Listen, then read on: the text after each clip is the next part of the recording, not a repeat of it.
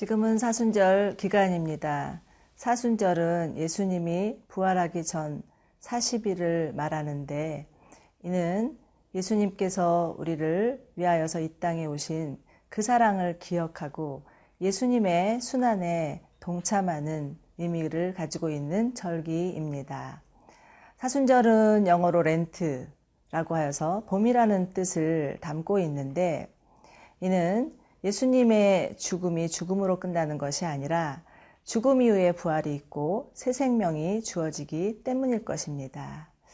얼마 전에 제 친구는 사랑하는 아버님을 잃고 큰 상실에 빠졌습니다. 사랑하는 가족들의 이별은 얼마나 큰 고통인지 모릅니다.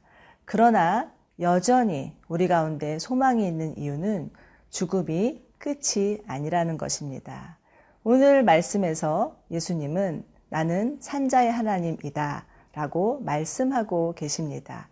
이제 우리 말씀의 현장으로 들어가 보시겠습니다.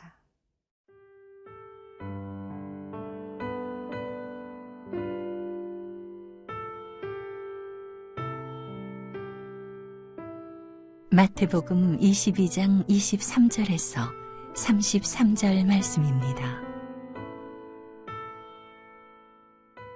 부활이 없다 하는 사두개인들이 그날 예수께 와서 물어 이르되, 선생님이여, 모세가 일렀으되 사람이 만일 자식이 없이 죽으면 그 동생이 그 아내에게 장가들어 형을 위하여 상속자를 세울지니라 하였나이다. 우리 중에 7형제가 있었는데 마지가 장가들었다가 죽어 상속자가 없으므로 그 아내를 그 동생에게 물려주고 그 둘째와 셋째로 7째까지 그렇게 하다가 최후에 그 여자도 죽었나이다. 그런즉 그들이 다 그를 취하였으니 부활 때에 7 중에 누구의 아내가 되리이까? 예수께서 대답하여 이르시되, 너희가 성경도 하나님의 능력도 알지 못하는 거로 오해하였도다. 부활 때에는 장가도 아니가고 시집도 아니가고 하늘에 있는 천사들과 같으니라. 죽은 자의 부활을 논할진대 하나님이 너희에게 말씀하신 바 나는 아브라함의 하나님이요 이삭의 하나님이요 야곱의 하나님이로라 하신 것을 읽어보지 못하였느냐. 하나님은 죽은 자의 하나님이 아니요 살아있는 자의 하나님이시니라 하시니 무리가 듣고 그의 가르치심에 놀라더라. 오늘 말씀은 사두개인들이 예수님께 와서 질문하는 것으로 시작합니다. 마태복음 22장 23절에서 24절입니다. 부활이 없다 하는 사두개인들이 그날 예수께 와서 물어 이르되, 선생님이여, 모세가 일렀으되 사람이 만일 자식이 없이 죽으면 그 동생이 그 아내에게 장가들어 형을 위하여 상속자를 세울지니라 하였나이다. 여기서 사두개인이라 함은 로마에 편승해서 당시 유대사회의 기득권을 누리고 있던 자들이었습니다. 이들 중 다수는 당시 최고의 부와 명예와 지위를 갖춘 소수 엘리트 층이었습니다. 그런데 이들은 몸의 부활도 천사와 영들의 존재도 천국과 지옥도 믿지 않는 자들이었습니다. 이들이 신명기에 나오는 모세의 법을 이용해서 아주 극적인 상황을 설정하여서 예수님께 묻습니다.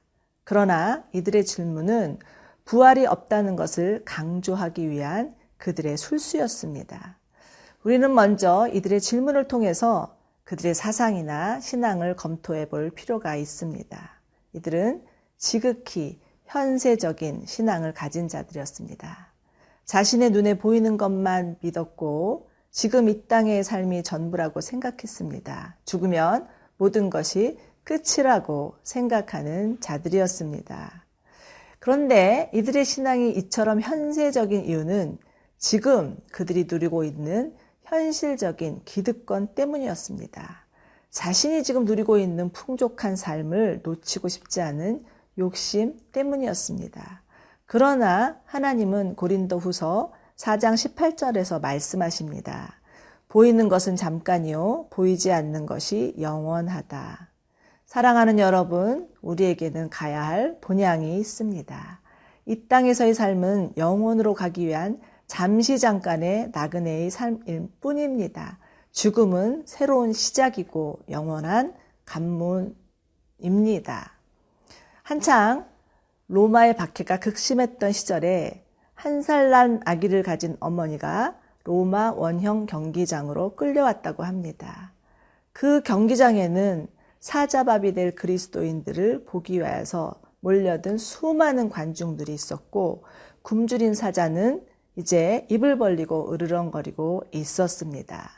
그 사자굴이 열리고 굶주린 사자들이 이들을 향해서 달려들었습니다. 이때 여인은 달려오는 사자를 향해서 먼저 자신의 아이를 던지며 이렇게 말했다고 합니다. 사랑하는 아기야, 곧 천국에서 만나보자. 사랑하는 여러분, 우리에게 천국에 대한 소망, 확신이 있다면 현재의 어려움을 능히 이겨나갈 수 있을 것입니다. 현재의 삶에 연연하지도 두려워하지도 집착하지도 않을 것입니다. 사랑하는 사람과 이별하는 아픔이 있다 할지라도 다시 만날 날을 소망하며 남은 삶을 거뜬히 살아갈 수 있을 것입니다. 어려운 일이 있더라도 하늘의 것을 바라보며 살아갈 수 있을 것입니다. 사랑하는 여러분, 살아계신 하나님, 그 하나님 한 분만 바라보며 하늘에 소망 두며 살아가는 여러분들 되시기를 바랍니다. 하나님께서 여러분을 위로하시고 하나님께서 여러분과 함께 하셔서 영원한 하나님 나라까지 인도해 주실 것입니다.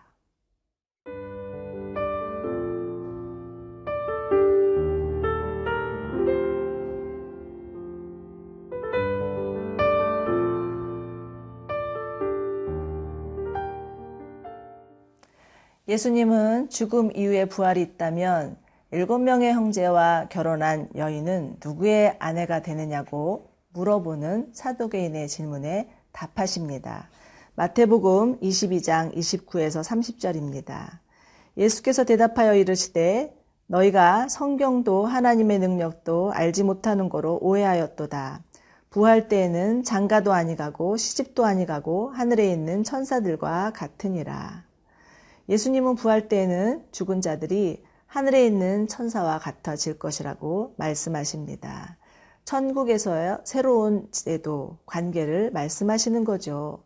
결혼은 이 세상에 속한 제도입니다. 천국에서는 결혼과 같은 제도가 필요가 없습니다. 아마 이 말씀을 들으면 어떤 분들은 섭섭해 하실 수도 있고 서운해 하실 수도 있을 것입니다. 그런가 하면 어떤 분들은 시원해 하시는 분들도 계실지 모르겠습니다. 그러나 그 어떤 경우든 염려하지 마십시오. 천국에서는 남편과 아내의 관계를 넘어선 더 소중하고 더 복된 관계로 만나게 될 것입니다. 누구에게나 가장 아름답고 행복한 재회가 될 것입니다. 이 천국에서의 만남을 기대하며 사시는 저와 여러분들 되시기를 축원합니다. 이제 예수님은 출애굽기 3장 6절의 말씀을 인용하시면서 말씀하십니다. 32절, 33절입니다. 나는 아브라함의 하나님이요 이삭의 하나님이요 야곱의 하나님이로다 하신 것을 읽어보지 못하였느냐. 하나님은 죽은 자의 하나님이 아니요 살아있는 자의 하나님이라 하시니 무리가 듣고 그의 가르치심에 놀라더라. 우리는 이 말씀을 통해서 부활에 대해서 묵상해 볼 수 있습니다. 우선 죽음은 원래 하나님의 계획이 아니었습니다. 죽음은 인간의 어리석은 선택으로 인한 끔찍한 결과였습니다.